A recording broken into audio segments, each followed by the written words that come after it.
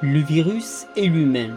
C'est la première fois dans l'époque moderne que toute l'humanité est touchée en même temps par un virus. Les anciennes épidémies que certains pays voyaient de loin deviennent proches. Le virus est planétaire. Et ceci change tout. Nous sortons de la vie quotidienne où chacun vivait tranquillement, certains allant à l'hôpital pour se faire soigner, alors que d'autres étaient au supermarché ou au travail sans se soucier d'eux. Avec ce virus planétaire, c'est l'humain dans son ensemble qui est remis en question. Mais nous devons savoir que nous vivons ce que nous avons demandé inconsciemment.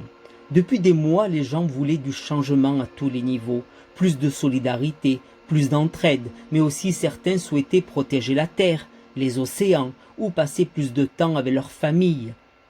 Du côté positif, le virus a apporté ce cadeau.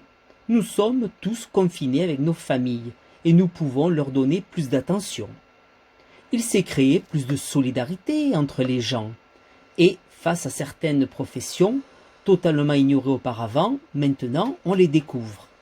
Nous sommes confrontés à nous-mêmes et nous avons enfin le temps de faire un travail d'introspection, car la solution à tous les problèmes est en nous et non à l'extérieur.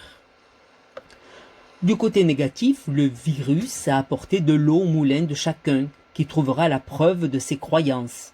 Les gens sont incapables de se mettre d'accord. Les rois des fausses nouvelles vont en déverser un maximum dans les réseaux sociaux. Idem pour les as du complot, pour les anarchistes, pour les pseudo-scientifiques qui pourront tirer des conclusions pour prouver qu'ils ont raison. Ainsi, ils pourront nourrir leur business. Les scientifiques sont incapables de se mettre d'accord sur un traitement tellement la situation est inédite. Chacun donnera sa version qui sera discréditée dans l'heure. Les politiques gouverneront au jour le jour et seront critiqués à leur tour, à tour de bras, car la population a peur et cherche un coupable pour se rassurer. Mais ferait-il mieux à leur place? Je ne crois pas. Il faut trouver un coupable et un ennemi à combattre, dit la population. Dans le marasme et la peur, le virus nous montre que dans ce grand jeu consensuel, chacun va devoir tirer sa propre vérité. Et que si vous essayez de vous confronter à une vérité extérieure, celle-ci s'écroulera dans l'heure. Comme le dit Frank Lobvé, ce qui est sacré dans ce processus, c'est que chacun dit ce qu'il pense en direct. Il est devenu un spécialiste qui s'autoproduit. Moi-même, vous allez dire, j'en suis un puisque je vous parle. Nous exprimer servirait à trouver une voie qui dira la vérité consensuelle, qui conviendrait au plus grand nombre. C'est impossible. Le virus est comme un extraterrestre qui se répandrait sur notre planète.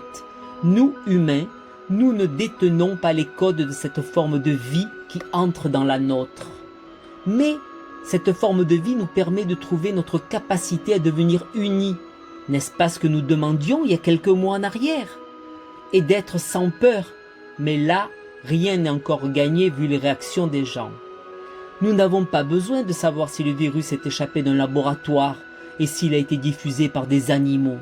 Il est inutile de chercher des raisons, des causes et de trouver un coupable dans le but de stopper nos émotions, ce qui ne stoppera pas l'épidémie. Le virus nous rappelle que nous sommes tous mortels. C'est l'impermanence. Or, notre vérité est intérieure. On ne peut donc se fier qu'à soi-même. Arrêtons nos discussions inutiles et voyons ce que nous ressentons au fond de nous-mêmes. Que m'apporte ce Covid-19? N'avais-je pas pensé que j'aurais aimé être confiné pour avoir plus de temps dans ma vie?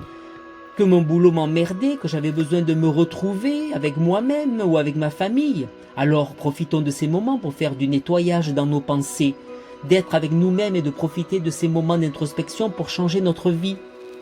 Ce virus nous fait prendre conscience que nous sommes tous reliés. Chaque être humain est un grain de sable et la plage est la terre. Si chaque grain de sable prend soin de lui, la plage sera propre et en bonne santé. Tout commence par nous. Regardez le changement de paradigme, de dépollution, d'entraide, et tous ces éléments sont positifs. Le monde est plein de défis, comme le changement climatique et la pollution sur toute la planète et les migrants qui fuient vers l'Europe. Mais là, nous ne faisons rien. Mais notre conscience, elle, est passée à l'œuvre. Et avec ce virus que nous avons créé une nouvelle situation qui a tout stoppé immédiatement. Le virus nous dit que nous devons avoir plus de solidarité entre nous, mais il nous empêche de nous toucher et de nous voir. Il nous met en prison pour que l'on fasse de l'introspection. Profitons de cette pause pour accepter de rester chez nous. Arrêtons de vouloir être libres, car nous le sommes déjà dans le monde occidental.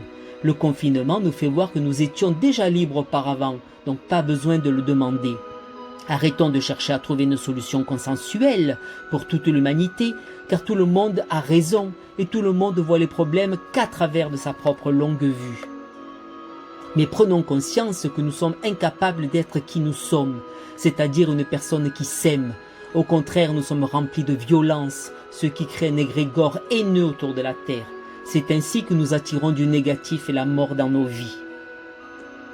Alors faisons le ménage dans notre fort intérieur de toutes ces émotions afin de nous aimer. Saisissons cette occasion de faire que notre état intérieur soit notre vie extérieure. Votre pensée est créatrice. Faites le lien. Faites le lien pour que vous puissiez créer en vous et à l'extérieur une vie plus positive. Voyez toujours le verre à moitié plein. Sachez que la vie se déroulera quoi qu'il arrivera. Alors, profitons d'être dans le positif. Arrêtons d'avoir peur. Faisons-nous confiance. Découvrons-nous tels que nous sommes à l'intérieur et agissons par nous-mêmes.